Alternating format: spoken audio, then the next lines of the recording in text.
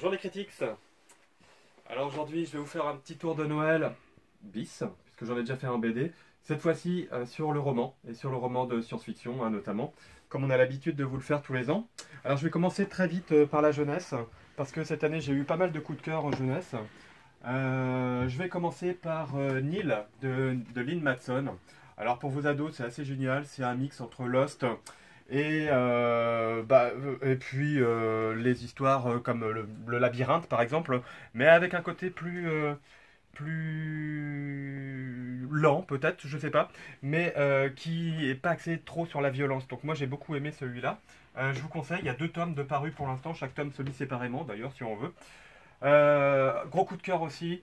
Il n'est pas tout récent, mais celui-là, je l'ai lu récemment et je voulais vraiment en parler. C'est La Maison du Scorpion. C'est un des plus grands livres que j'ai lu sur le thème du clonage. En fait, sur une ferme, un petit peu comme dans auprès de moi toujours, de Kazuo Shigeru.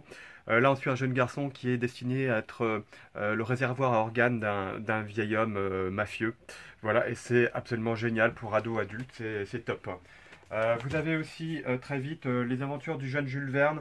Alors effectivement, la SF en France doit beaucoup à Jules Verne. Retrouver Jules Verne comme héros d'une fiction, bah, ça nous fait plaisir. Et puis là, en fait, c'est bien fait. Donc il y a déjà 2 aventures de parues.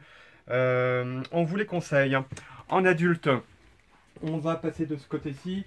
Alors, chez Brajlon, un gros pavé, c'est l'intégrale du cycle de Chalion de Lois McMaster Bujold.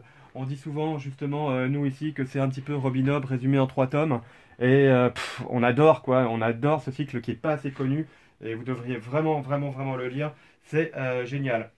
Dans nos gros coups de cœur, on va passer à L'espace d'un an. L'espace d'un an à la Talente, c'est un one-shot. C'est un space opéra qui est tout sauf un roman d'action. C'est un beau roman avec une héroïne. C'est très rare en space opéra et nous on a adoré l'ambiance et l'écriture de ce one-shot.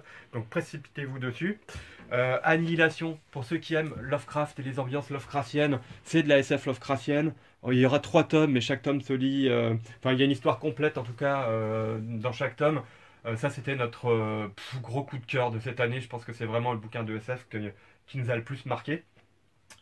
Vous avez aussi en SF, n'hésitez pas à découvrir cette collection. C'est la collection 1 heure lumière aux éditions de Bélial. C'est des textes courts, ce qu'on appelle des novellas, donc des courts romans.